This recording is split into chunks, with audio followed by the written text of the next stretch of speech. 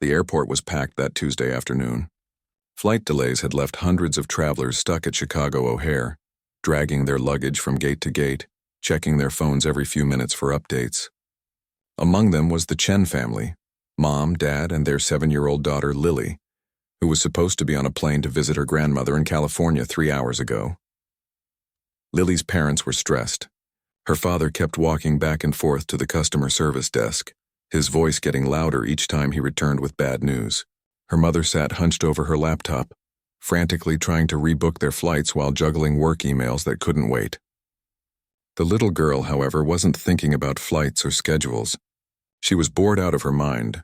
She had already colored in her entire activity book, played every game on her tablet until the battery died, and counted all the ceiling tiles she could see from their seats. That's when something caught her attention. Across the busy terminal, past the coffee shops and gift stores, sat something beautiful, a shiny black piano that looked completely out of place among all the chaos. Most people walked right past it without a second glance. But Lily had always been drawn to music. At home, she would sit by her mother's old radio for hours, listening to classical music while her parents worked. She didn't know the names of the songs, but somehow the melodies would stick in her head for days. She could hum them perfectly, note for note, even weeks later. Without telling her parents, who were too busy arguing with airline representatives on their phones, Lily slipped away from their gate.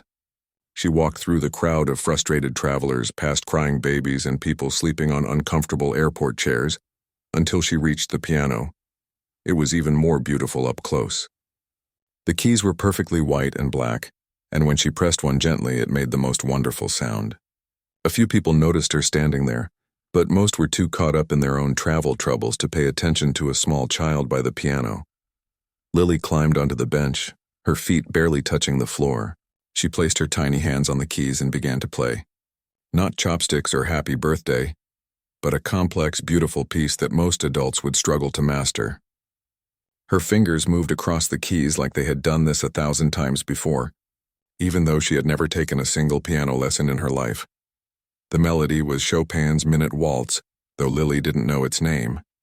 She had heard it dozens of times on her mother's classical music playlist during their weekend cleaning sessions. Somehow her brain had memorized every note, every rhythm, every delicate touch needed to bring the piece to life. Within seconds, people began to stop and stare. A businessman who had been angrily typing on his laptop slowly closed it and turned around. A mother trying to calm her crying toddler forgot all about the tantrum and just listened. An elderly couple who had been complaining about their delayed flight to Florida stood frozen, watching this tiny girl create magic with her hands. The music filled the terminal like nothing else could. In a place usually filled with stress, announcements, and the constant noise of rolling luggage, there was suddenly something pure and beautiful. The little girl played with such confidence and feeling that it seemed impossible she was only 7 years old. More and more people gathered around the piano. Some pulled out their phones to record, others just stood there with their mouths open in amazement. A flight attendant who had been hurrying to her gate stopped and called over her coworkers. Security guards who were supposed to be watching for trouble found themselves watching a miracle instead. Lily was completely lost in the music. She didn't notice the crowd forming around her or hear the whispers of amazement. Her eyes were closed, her small body swaying gently with the rhythm, her face showing a peace and joy that seemed to spread to everyone watching. For those 4 minutes, all the stress and frustration of delayed flights and travel chaos just melted away. When the last note echoed through the terminal, there was complete silence. For a moment, it seemed like the entire airport had stopped breathing. Then slowly, the applause began. It started with one person clapping, then two, then dozens, until the entire area erupted in cheers and applause that could be heard 3 gates away. Lily opened her eyes and looked around, suddenly realizing she had an audience. Her cheeks turned red as she saw all the people staring at her, their faces filled with wonder and joy. She had just wanted to play the pretty song she remembered. She had no idea she was about to change her life forever. Her parents finally found her after hearing the commotion from across the terminal. They pushed through the crowd, expecting to find their daughter in some kind of trouble. Instead, they found her sitting at a piano, surrounded by dozens of strangers who were still clapping and asking questions. "Did you teach her to play like that?" someone asked her mother. "Where did she learn that song?" asked another. "Is she taking lessons somewhere?" Her parents could only shake their heads in confusion. They knew Lily loved music, but they had no idea she could do anything like this. They didn't even own a piano.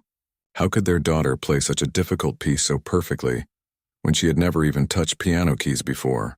As they led Lily back to their gate, people were still talking about what they had just witnessed. The little girl who had been bored and restless just minutes before was now the center of attention, though she didn't quite understand why.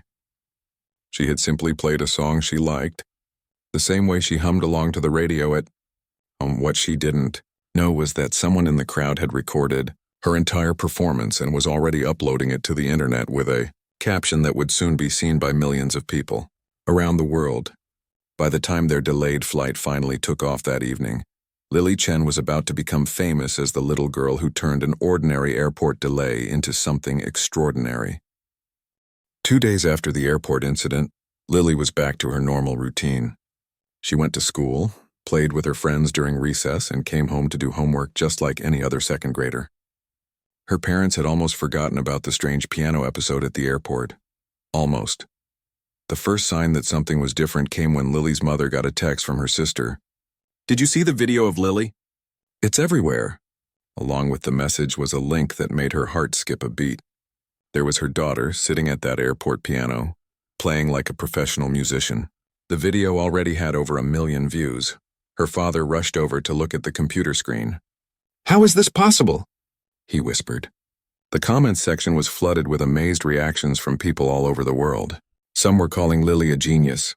Others were asking if the video was real or fake.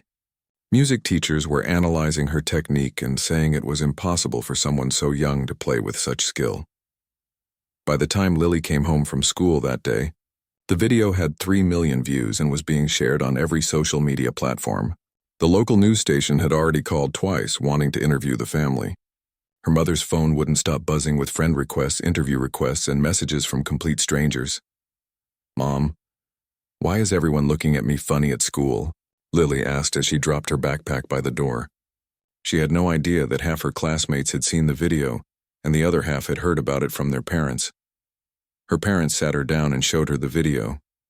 Lily watched herself play, giggling at how small she looked next to the big piano. "That's me," she said excitedly. "I remember that song. It was stuck in my head all day." She didn't understand why it was such a big deal. She had just played a song she liked. But the world definitely thought it was a big deal. By the end of the week, the video had been viewed over 10 million times. News websites were writing articles about the airport piano prodigy. Television morning shows were calling, begging for interviews. Talent agencies were sending letters and emails, promising to make Lily a star. The family's quiet life in Milwaukee was turned completely upside down. Reporters started showing up at their house wanting to film where the musical genius lived. Neighbors they barely knew were stopping by to ask about Lily's gift. The elementary school had to ask journalists to stop trying to interview Lily during school hours. Her parents were overwhelmed. They were both accountants who worked normal jobs and lived normal lives. They didn't know anything about the music industry or child performers. They had never dealt with agents, managers, or media attention. Suddenly, everyone wanted to give them advice about what to do with their daughter's talent. Some people said they should move to New York or Los Angeles immediately so Lily could study with famous teachers. Others suggested they should get her on television as soon as possible while she was still hot news. A few talent agents even showed up at their door without calling first, promising to make the family rich and famous. "We don't want her to become some kind of circus act," Lily's father said to her mother one evening after they had spent hours going through emails and phone messages. "She's just a little kid. She should be playing with toys, not performing for crowds." But Lily seemed to love the attention, at least at first. She would watch the video of herself playing and ask to see all the nice comments people were writing. "They really like my music, don't they, Mom?" she would say with a big smile. She started asking if there were other pianos she could play, other songs she could learn. The problem was the family didn't even own a piano. They had never thought they needed one. Now, with their daughter's musical ability obvious to the entire world, they realized they had been completely unprepared for this situation. Music stores started calling, offering to donate a piano in exchange for publicity. Online music schools wanted to give Lily free lessons in exchange for using her story in their advertising. Everyone seemed to want something from the family, and it was becoming harder to tell who genuinely wanted to help and who just wanted to use Lily's fame for their own benefit. The most difficult part was that Lily's parents still didn't really understand what had happened. How could their daughter play so beautifully when she had never been taught? Where did this ability come from? Was she really as talented as everyone was saying, or was it just a lucky moment that happened to be caught on video? Friends and family members kept asking them what their plans were. Are you going to get her lessons? Are you moving to pursue her music career? Have you found a manager yet? The truth was, they had no idea what they were supposed to do. The attention wasn't all positive either. Some people online were criticizing them for exploiting their child, or for not recognizing her talent sooner. Others were questioning whether the video was real or whether Lily was actually playing. A few even suggested that her parents had somehow trained her in secret and staged the whole thing for internet fame. All the noise and chaos was starting to affect Lily too. At school, some kids treated her like she was suddenly too special to be their friend. Others would ask her to play piano for them, not understanding that there wasn't always a piano available. Teachers didn't know whether to treat her like a regular student or like some kind of celebrity. 3 weeks after the video went viral, Lily's mother found her daughter crying in her room after school. "I just want to play piano," Lily said through her tears. "But everyone keeps asking me questions and taking pictures. I don't want to be famous. I just like music." That night, her parents made a decision. They would find someone who could properly evaluate Lily's talent and guide them through this confusing situation. They needed expert help to figure out what was real, what was hype, and what would be best for their daughter. But finding the right person to trust with their 7-year-old daughter's future would be more challenging than they ever imagined. Everyone who contacted them seemed to have their own agenda. The question was, who really had Lily's best interests at heart? Among the hundreds of emails flooding the Chen family's inbox was one that stood out. It was short, simple, and didn't promise fame or fortune. The sender introduced herself as Dr. Elena Rossetti, a piano instructor from the Juilliard School in New York. Unlike the flashy messages from agents and producers, her email was quiet and thoughtful. "I saw your daughter's performance," she wrote. "What she did was remarkable, but I'm more interested in understanding how her musical mind works than in making her famous. If you're open to it, I'd like to meet Lily and see if I can help guide her musical development properly." Lily's parents almost deleted the email. They had received so many messages from people claiming to be experts, teachers, and coaches. But something about Dr. Rossetti's approach felt different. She wasn't asking for anything. She wasn't making grand promises. She just wanted to meet their daughter. After researching Dr. Rossetti online, they discovered she was the real deal. She had taught several internationally recognized pianists and had spent 30 years developing young musical talent. Her students had won major competitions and gone on to perform with the world's best orchestras. More importantly, she was known for putting her students' well-being before their careers. When they called her back, Dr. Rossetti's voice was warm and genuine. "I've been teaching for 3 decades, she told them, "and I've never seen anything quite like what your daughter did in that airport. But talent like this needs proper nurturing, or it can actually become a burden rather than a gift." She offered to fly to Milwaukee at her own expense, just to spend a weekend getting to know Lily and understanding her abilities. "I'm not asking for any commitments," she explained. "I just want to see if I can help. Too many gifted children get pushed too hard too fast, and their love of music gets destroyed in the process." When Dr. Rossetti arrived the following Saturday, Lily was nervous. She had been meeting so many adults lately who all seemed to want something from her. But Dr. Rossetti was different from the start. She didn't immediately ask Lily to play piano. Instead, she sat on the floor and asked about Lily's favorite colors, her pets, and what she liked to do for fun. "Do you like music?" she finally asked, as if she didn't already know the answer. Lily's eyes lit up. "I love music. It plays in my head all the time, and sometimes I wake up and there's already a song playing in my brain." Dr. Rossetti smiled knowingly. "Does that happen with songs you've heard before, or do you sometimes hear new songs that you've never heard anywhere else?" "Both," Lily said excitedly. "Sometimes I make up my own songs, but I don't know how to get them out of my head and onto a piano." This was exactly what Dr. Rossetti had hoped to hear. Natural musical talent was rare, but Lily seemed to have something even more special, an internal musical landscape that was constantly active and creative. They finally sat down at the small keyboard that Lily's parents had borrowed from a neighbor. Dr. Rossetti didn't ask Lily to play the Chopin piece from the airport video. Instead, she played a simple melody and asked Lily to play it back. Lily listened once and repeated it perfectly. Then Dr. Rossetti played a more complex piece, a Bach invention with intricate fingerwork and multiple melodic lines happening at the same time. Again, Lily listened carefully and then reproduced it almost exactly, making only small adjustments to fit her smaller hands. "Lily," Dr. Rossetti said gently, "I'm going to play something you've definitely never heard before. It's a piece I wrote myself and have never performed publicly. Listen carefully and tell me what you think." She played a beautiful, haunting melody that seemed to tell a story without words. When she finished, Lily was quiet for a moment. Then she began to play it back. Not note for note, but in her own interpretation. She added little flourishes and changed some of the rhythms, making the piece somehow both familiar and completely new. Dr. Rossetti had to stop herself from gasping. In 30 years of teaching, she had never encountered a child who could not only memorize music instantly, but also reinterpret it with such musical intelligence. Lily wasn't just copying what she heard. She was understanding it, processing it, and making it her own. But what impressed Dr. Rossetti even more was what happened next. Lily began playing a melody that seemed to be a continuation of the piece Dr. Rossetti had just played. It was as if Lily had understood not just the notes but the emotional story the music was telling, and decided to add her own chapter to it. "Where did that come from?" Dr. Rossetti asked softly. Lily shrugged. The song wasn't finished. It needed more. After spending the entire weekend with Lily, Dr. Rossetti sat down with her parents to share her assessment. "Your daughter has what we call perfect pitch," she explained. "She can identify and reproduce any musical note without reference. She also has exceptional musical memory and an intuitive understanding of musical structure that usually takes years of study to develop." But she also gave them a warning. "Lily's gift is extraordinary, but she's still a 7-year-old child.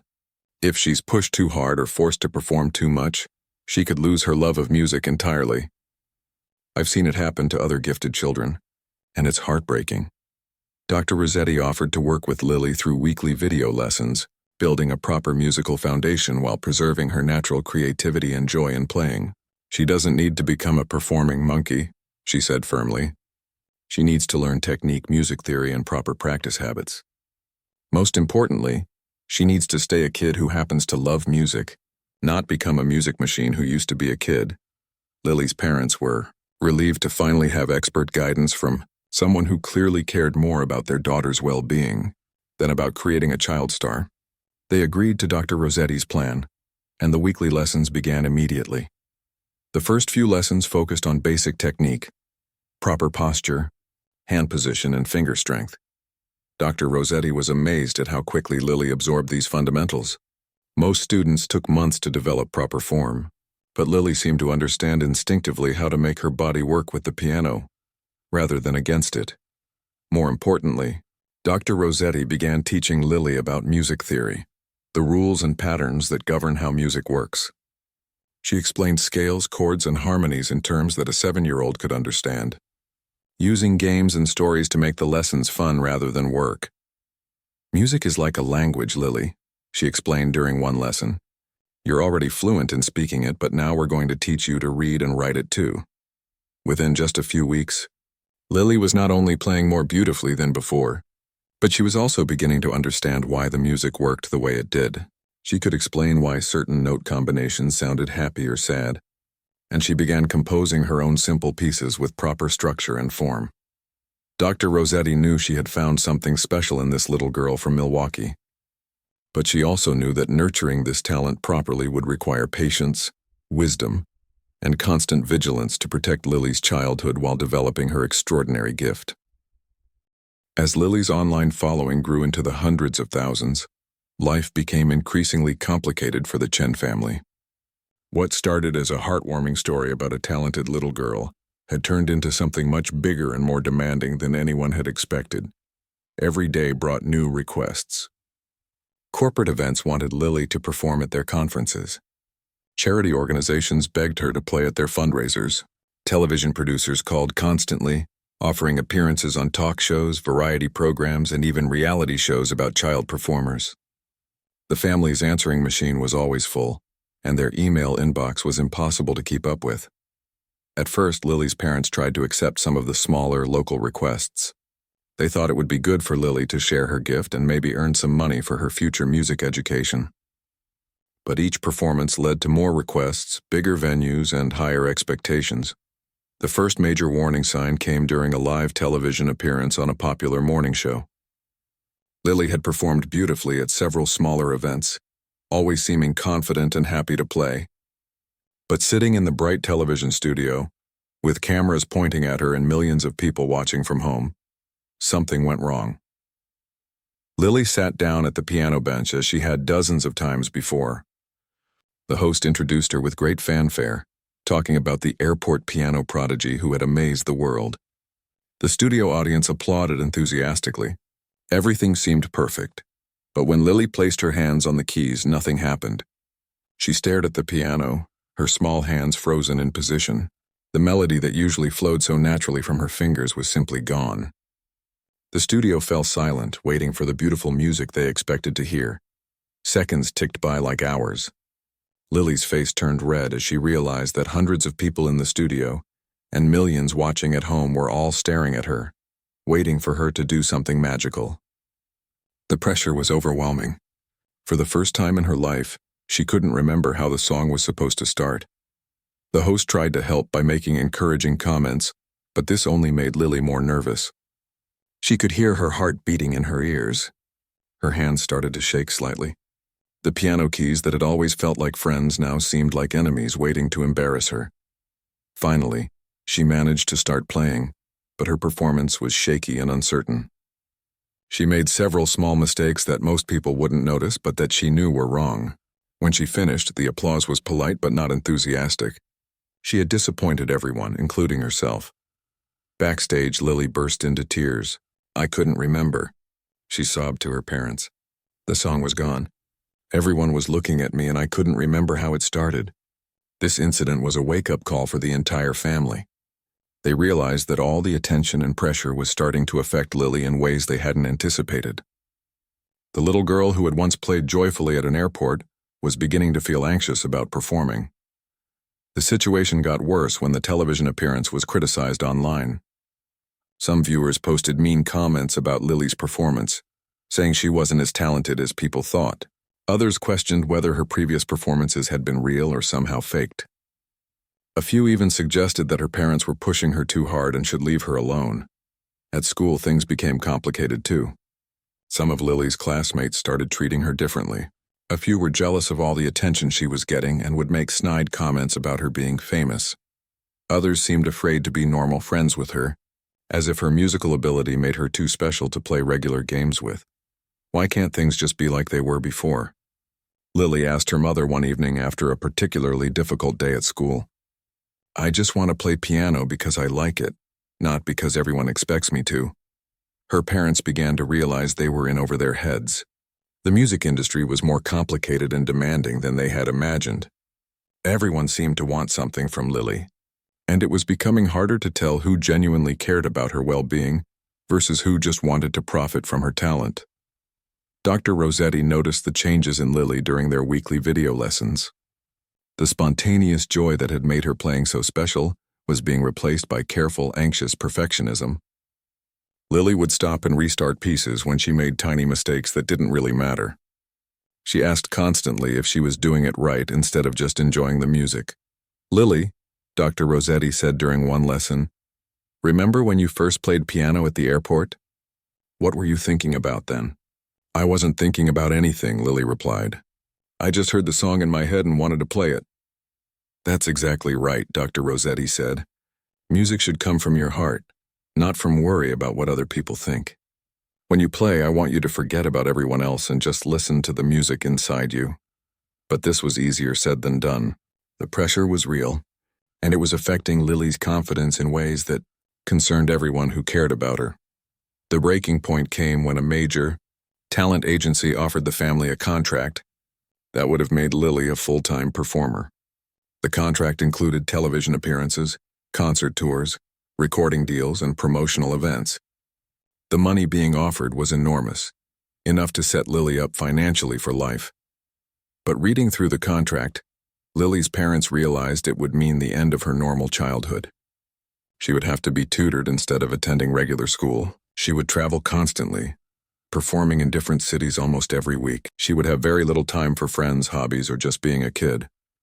"This isn't what we want for her," Lily's father said after staying up all night reading the contract details. "She's 8 years old. She should be playing with dolls and riding her bike, not working like a professional entertainer." That's when they made one of the most important decisions of Lily's life.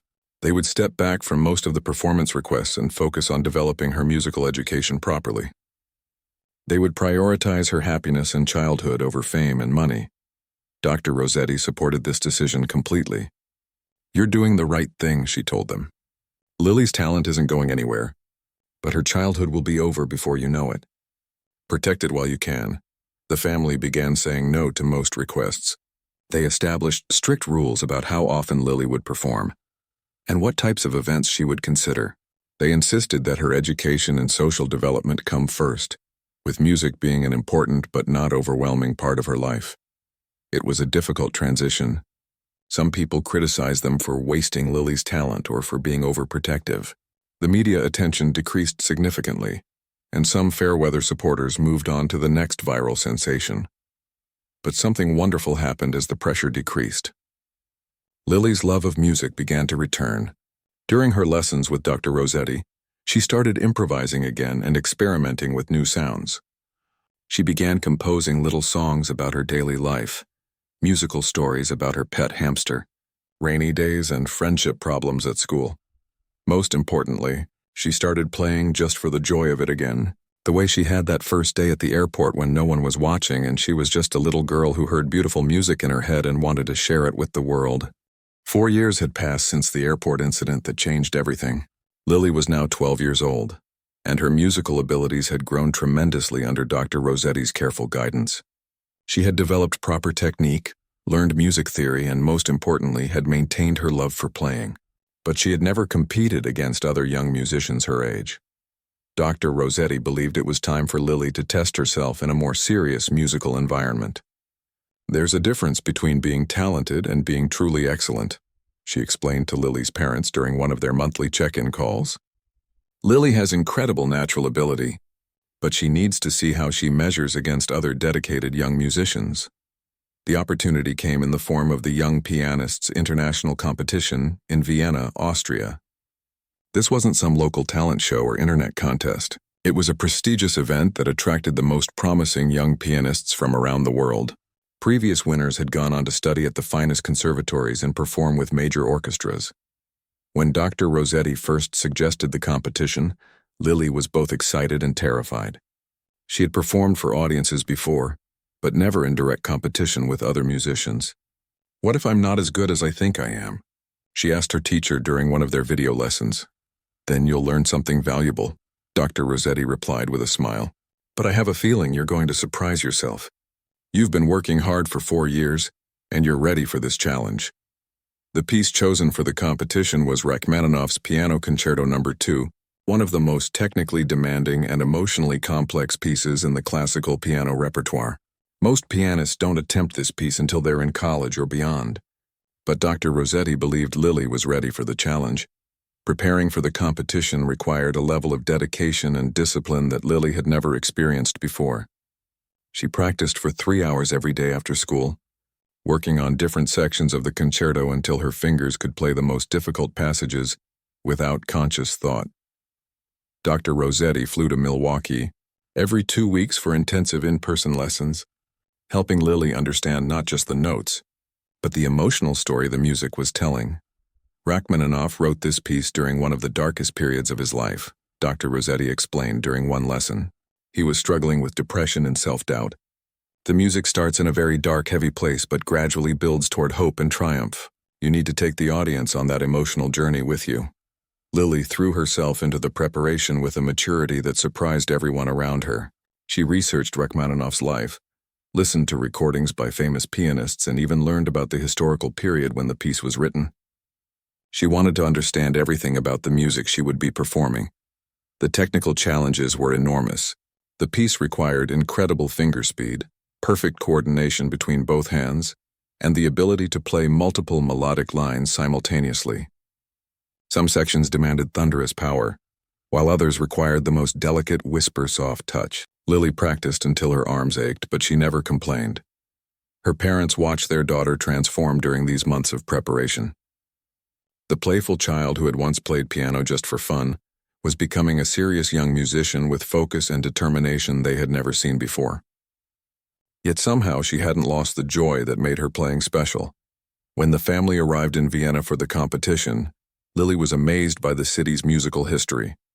They visited concert halls where Mozart and Beethoven had performed, and Lily could almost feel the centuries of musical tradition surrounding her.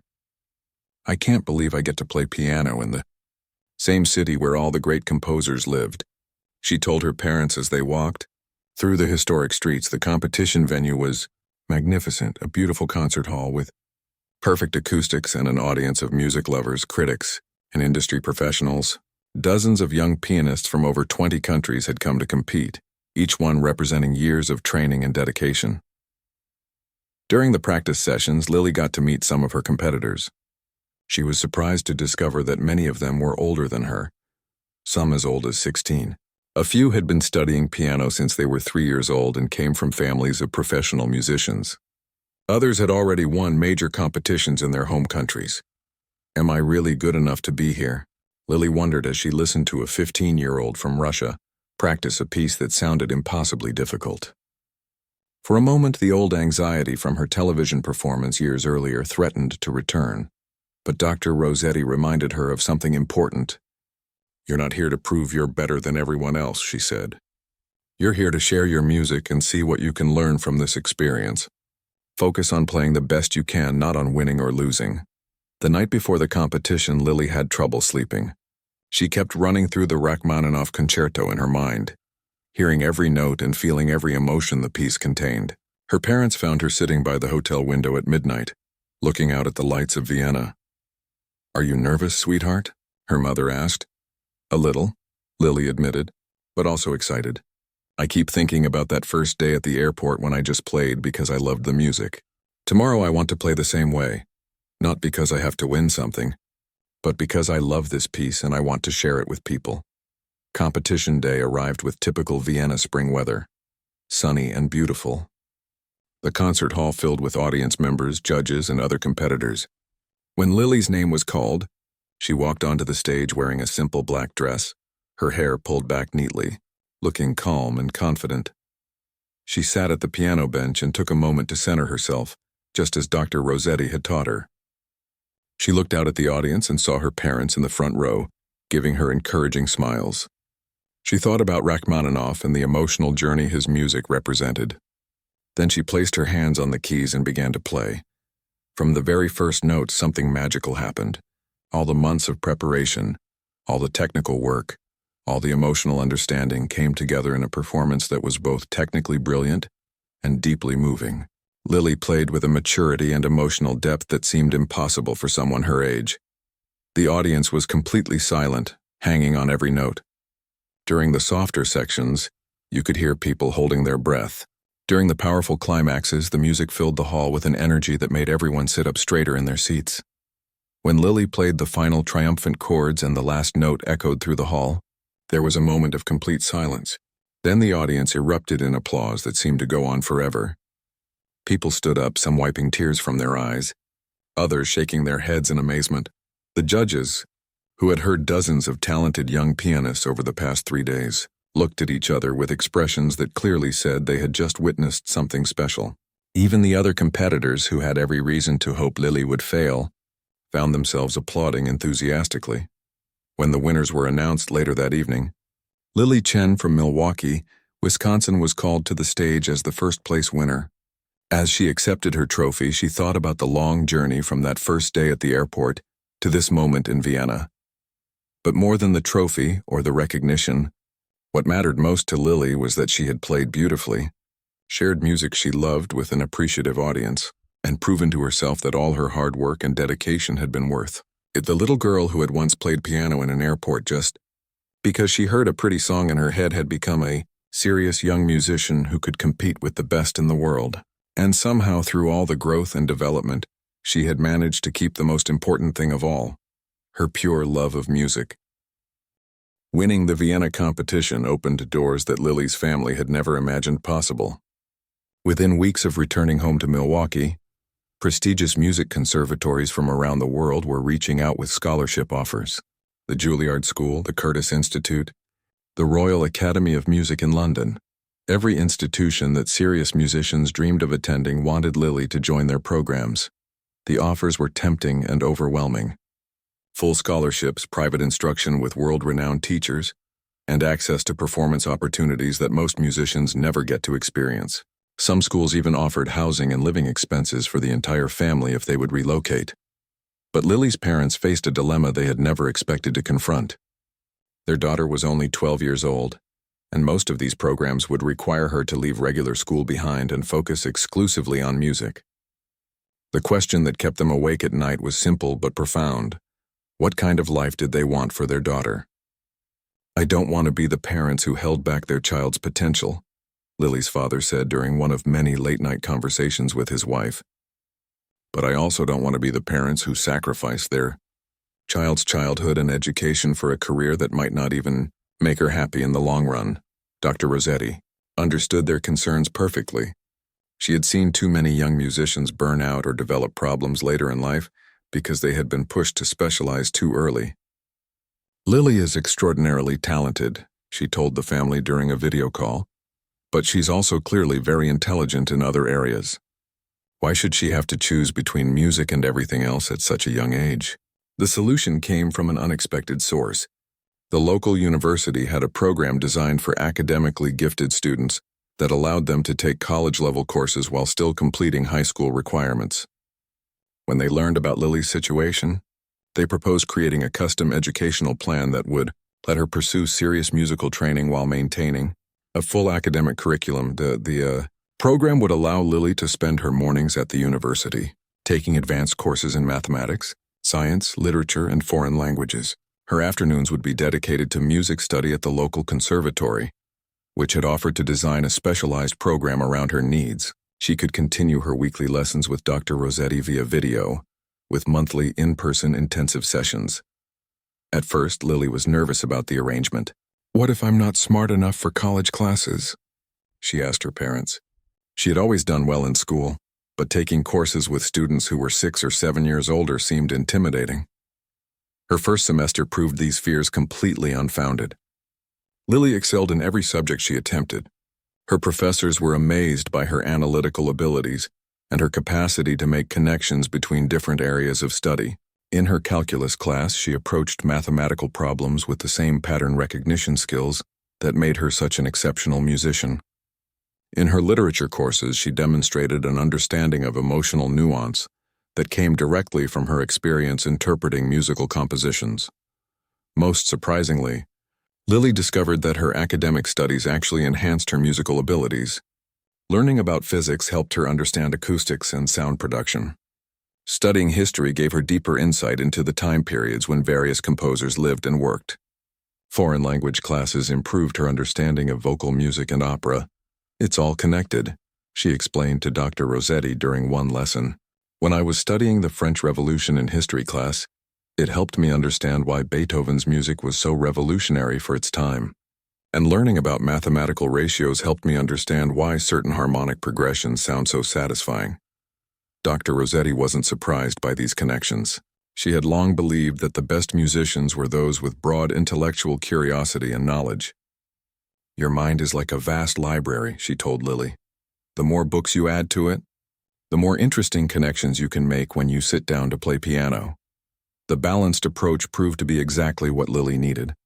Her academic success gave her confidence and a sense of accomplishment that wasn't dependent on musical performance. When she had a difficult day at the conservatory or struggled with a challenging piece, she could find satisfaction and success in her university courses. More importantly, the academic work provided mental stimulation that kept her intellectually engaged and prevented the boredom that sometimes affects highly gifted individuals. She wasn't just a talented musician being developed into a performance machine, she was a complete person developing all aspects of her intelligence and creativity. The conservatory portion of her education was equally rigorous. Beyond her continued work on classical repertoire, Lily began studying music composition, music theory at an advanced level, and even music technology. She learned to play other instruments to broaden her musical understanding, taking up violin and later studying jazz piano to complement her classical training. One of the most valuable aspects of her conservatory education was the opportunity to work with other serious young musicians. For the first time since the airport incident, Lily was surrounded by peers who shared her passion for music and understood the dedication required to excel.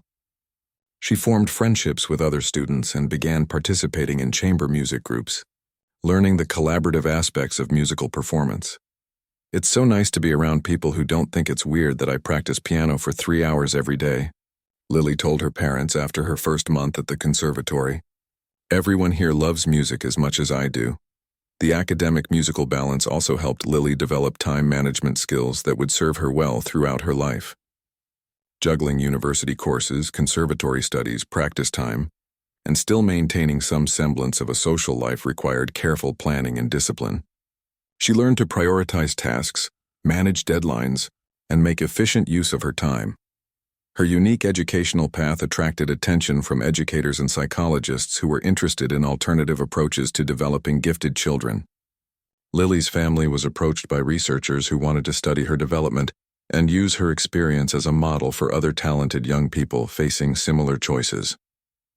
By the time Lily turned 15, she had completed enough university credits to be considered a junior in college, while also advancing to an intermediate level in her conservatory studies. She had proven that it was possible to pursue excellence in music without sacrificing intellectual development in other areas.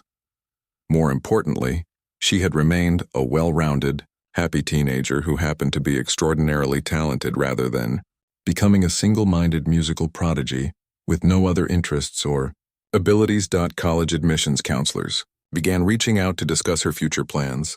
Harvard, MIT, Stanford, and other top universities were interested in her unique combination of musical talent and academic achievement. Some offered programs that would allow her to pursue a double major in music and another field. "I don't know why I have to choose," Lily said when people asked about her future plans. "I love music, but I also love learning about everything else. Why can't I be a musician who also understands science or a scientist who also happens to play piano really well?" This attitude perfectly captured what made Lily's approach so special. In a world that often pressures talented young people to specialize early and narrow their focus, she had found a way to develop her musical gift while remaining intellectually curious about everything life had to offer. Her academic achievements also gave her parents confidence that she would have options in life beyond music. While they fully supported her musical development, they knew that having a solid educational foundation would give her the freedom to choose her own path, whether that led to a career as a performing musician, a music educator, a composer, or something entirely different. The balance between academics and music had created something neither pursuit could have achieved alone. A young woman who was not only extraordinarily talented, but also intellectually sophisticated, emotionally mature, and equipped with the knowledge and skills to succeed in whatever direction her interests might take her. By the time Lily turned 16, her reputation in the classical music world had grown far beyond the viral video that started it all. The Vienna competition victory had established her as a serious musician, and her unique approach to balancing academic and musical education had attracted attention from conductors and artistic directors around the world. The first major orchestra invitation came from the Chicago Symphony Orchestra, practically in her backyard. The music director had heard about the local Prodigy and wanted to give her a chance to perform as a soloist with one of America's most prestigious orchestras. The piece chosen was Mozart's Piano Concerto No. 23, a work that would showcase both her technical abilities and her musical maturity. Standing on the stage of Symphony Center for the first rehearsal, Lily felt a mix of excitement and disbelief. Just 9 years earlier, she had been a 7-year-old girl playing piano in an airport terminal. Now she was about to perform with musicians who had dedicated their entire careers to their craft, in a hall where the world's greatest artists had performed.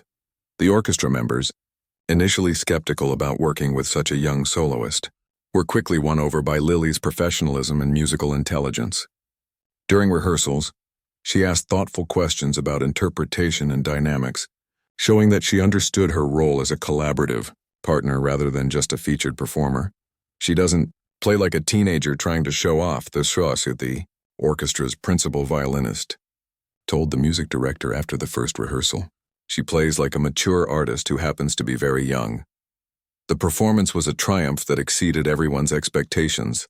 Lily's playing had all the technical precision that people expected, but it also demonstrated an emotional depth and musical understanding that moved both the audience and her fellow musicians.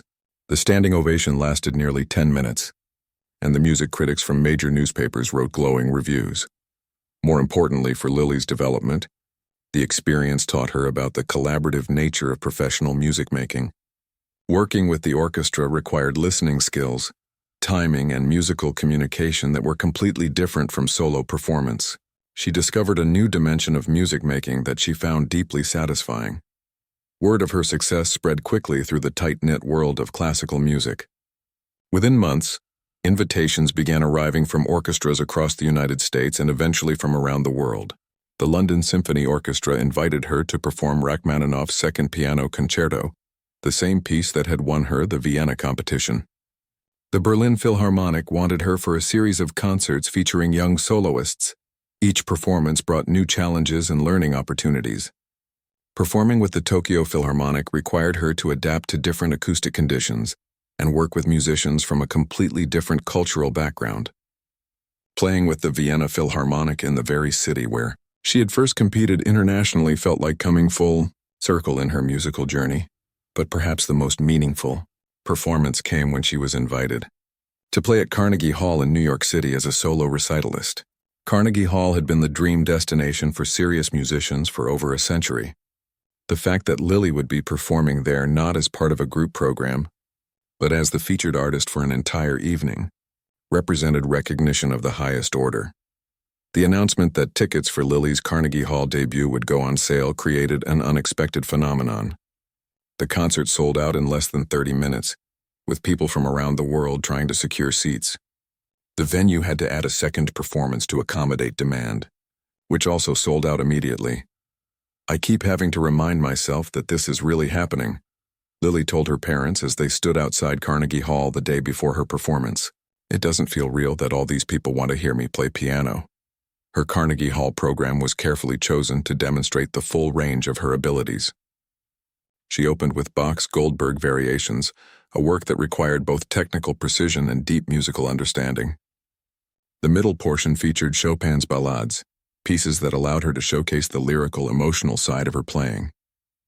She concluded with Liszt's Hungarian Rhapsody No. 2, a showpiece that would demonstrate her virtuosic capabilities. The performance was everything that everyone had hoped for and more. Lily played with a combination of technical mastery and emotional authenticity that reminded the audience why they had fallen in love with classical music in the first place. The final notes of the Liszt piece brought the entire hall to its feet in an ovation that seemed to shake the historic building. The critical response was unanimous in its praise. The New York Times music critic wrote that Lily had achieved that rarest of accomplishments, a performance that was simultaneously flawless in execution and deeply moving in its emotional impact. International music magazines featured her on their covers, and classical music websites crashed under the traffic of people wanting to read about her performance. But success on this scale brought new challenges and responsibilities. Lily's schedule became increasingly complicated as performance invitations poured in from around the world. Her management team, yes, she now needed professional management, had to carefully balance her performing schedule with her continued academic studies and her need for a relatively normal teenage life. The recording industry took notice as well. Several major classical music labels approached Lily about recording contracts. After careful consideration with her family and Dr. Rossetti, she signed with a prestigious label known for working with serious classical artists rather than creating pop crossover albums. Her debut album, titled Flights of Fancy as a nod to her airport origins, featured the pieces that had been most significant in her musical development. The album included her Vienna competition performance of the Rachmaninoff Concerto, recorded live with the London Symphony Orchestra, as well as studio recordings of solo pieces that had special meaning to her. The album's release created another media sensation. It debuted at #1 on classical music charts around the world, and even crossed over to appear on general music charts in several countries. Music critics praised not just her technical abilities, but her artistic maturity and the emotional depth of her interpretations. Beyond performing and recording, Lily began using her platform to advocate for music education. She had never forgotten how fortunate she was to have discovered her musical abilities and to have had the support and resources to develop them. She started speaking at schools and music programs, encouraging young people to explore their own musical interests. This advocacy work led to the establishment of the Lily Chen Foundation for Musical Education, a nonprofit organization dedicated to providing instruments, lessons, and performance opportunities to children who might not otherwise have access to music education. The foundation partnered with schools in underserved communities, offering programs that brought professional musicians into classrooms and provided free instruments for students to take home. "I never want any child to miss out on discovering music the way I did," Lily explained to a reporter who asked about her foundation work. "Music has given me so much joy and so many opportunities. If I can help other kids find that same joy, then all the success I've had will feel even more meaningful." The foundation's work attracted support from other musicians, music educators, and philanthropists who shared Lily's vision of making music education accessible to all children. Within 2 years, the foundation was operating programs in over 50 schools across the United States and had begun expanding internationally. By her 17th birthday, Lily had performed on 5 continents, recorded with some of the world's most prestigious orchestras, and established herself as not just a talented performer, but as a thoughtful advocate for music education. She had managed to achieve international recognition while maintaining her academic excellence and her commitment to using her success to benefit others. The little girl who had once played piano in an airport because she heard a beautiful song in her head had become a global sensation who never forgot the simple joy that had started her musical journey. Each performance, each recording, each foundation program was infused with the same spirit of wonder and love for music that had captivated travelers in that Chicago terminal so many years before. Now 19 years old and a freshman at Harvard University, Lily Chen had achieved something that seemed impossible when she first sat down at that airport piano 12 years earlier. She had become a true global sensation, while somehow managing to remain the thoughtful, grounded person her parents had raised her to be. Walking across Harvard Yard with her backpack full of neuroscience textbooks, Lily looked like any other college student, but her phone was filled with messages from concert halls around the world, record label executives and documentary filmmakers who wanted to capture her remarkable story. The balance between her academic pursuits and her musical career had become more complex, but also more rewarding than ever. Her decision to study neuroscience alongside her musical career wasn't random. Lily had become fascinated with understanding how the brain processes music and how musical training affects cognitive development in children. Her own experience of having perfect pitch and exceptional musical memory had led her to wonder about the neurological basis of musical talent. I want to understand what actually happens in the brain when someone learns to play piano, she explained to a professor who had asked about her unusual combination of interests.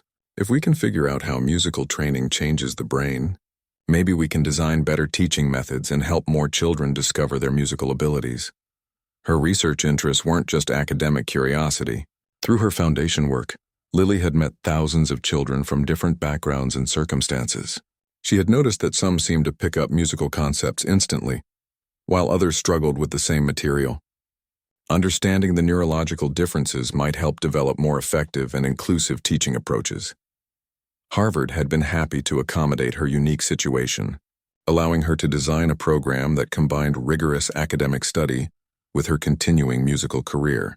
Her professors were impressed by her analytical abilities and her capacity to approach scientific questions with the same systematic thinking that made her such an effective musician.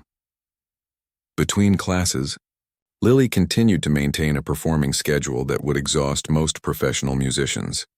She headlined major music festivals around the world, from the Salzburg Festival in Austria to the Edinburgh International Festival in Scotland. Each performance drew sellout crowds and enthusiastic critical reviews. Her collaboration with contemporary composers had become one of the most exciting aspects of her musical development. Several prominent composers had written pieces specifically for her, creating new music that showcased her unique combination of technical brilliance and emotional depth. These world premieres had become major events in the classical music world, with audiences eager to hear what new challenges these composers would create for her. One of the most successful collaborations was with a composer who had written a piano concerto that incorporated elements from different musical traditions around the world. The piece required Lily to master playing techniques from classical European music, jazz, traditional Chinese music, and even elements of electronic music. The world premiere with the Boston Symphony Orchestra had been streamed live online and watched by over 2 million people around the world. Her recording career had evolved as well.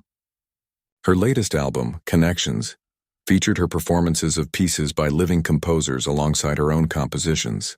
Yes, Lily had begun composing her own music, drawing on everything she had learned from her neuroscience studies, her global travels, and her interactions with young musicians through her foundation. The compositions revealed a musical mind that had absorbed influences from around the world and synthesized them into something uniquely her own. Critics praised her compositional work for its sophistication and emotional depth, noting that her pieces managed to be technically challenging while remaining musically accessible. But perhaps the most meaningful aspect of Lily's current work was the expansion of her foundation's programs.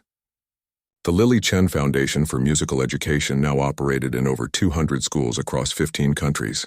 The foundation had developed innovative teaching methods that incorporated her research into how children learn music most effectively. One of the foundation's most successful programs paired young musicians from different countries for virtual collaboration projects. Students in rural schools in Africa worked with peers in urban schools in America, composing and performing music together despite being thousands of miles apart. These programs had created musical friendships that crossed cultural and economic boundaries. The foundation had also begun working with neuroscience researchers to study how musical training affects brain development in children from different backgrounds. The preliminary results were exciting, suggesting that musical education could have significant benefits for cognitive development, emotional regulation, and even academic performance in other subjects. We're discovering that music education isn't just about creating musicians, Lily explained during a presentation at a major education conference. It's about helping children develop critical thinking skills, creativity, and emotional intelligence that will benefit them in whatever path they choose in life. Her advocacy work had attracted attention from policymakers and education leaders around the world. She had testified before congressional committees about the importance of arts education and had spoken at United Nations events about using music as a tool for cultural understanding and peace building. Despite all her success and recognition, Lily had managed to maintain meaningful personal relationships. She had close friends both in the music world and among her classmates at Harvard. She had learned to navigate the challenges of being in the public eye, while still having experiences that felt normal and age-appropriate. Dating had been complicated by her fame and busy schedule, but she had found ways to connect with people who valued her for who she was, rather than what she had accomplished. Her friends appreciated that, despite her international recognition, she was still someone who would stay up late helping them study for exams or listening to their relationship problems. Looking toward the future, Lily had ambitious plans that combined all her interests and passions. She was considering pursuing graduate studies in neuroscience while continuing her performing career. She wanted to establish a research institute that would study the intersection of music, neuroscience, and education. Her long-term vision included creating a global network of music education programs that would be informed by the latest scientific understanding of how children learn music. She imagined schools where music wasn't just an elective subject, but was integrated into the entire curriculum as a tool for enhancing learning in all areas. I want to live in a world where every child has the opportunity to discover if they love music the way I do, she said during a recent interview. Not everyone will become a professional musician, and that's perfectly fine. But everyone deserves the chance to experience the joy and growth that comes from making music. The trajectory of Lily's life seemed almost unbelievable when viewed from that starting point 12 years earlier. A 7-year-old girl playing piano in an airport had become a globally recognized artist, a serious scientist, and an advocate whose work was affecting the lives of children around the world. But in many ways, she was still that same little girl who had heard a beautiful song in her head and wanted to share it with the world. Every time she sat down at a piano, whether for a solo recital at Carnegie Hall or a simple practice session in her Harvard dorm room, she was motivated by the same pure love of music that had started it all. Her story had become more than just an individual success story. It had become a testament to what's possible when natural talent is nurtured with wisdom, when success is balanced with education and personal growth, and when achievement is used as a platform for helping others. The little girl who had once captivated travelers in a busy airport now captivated the world, proving that the most extraordinary journeys often begin with the simplest moments of joy and wonder. And this was still just the beginning of what promised to be a lifetime of music, discovery, and service to others.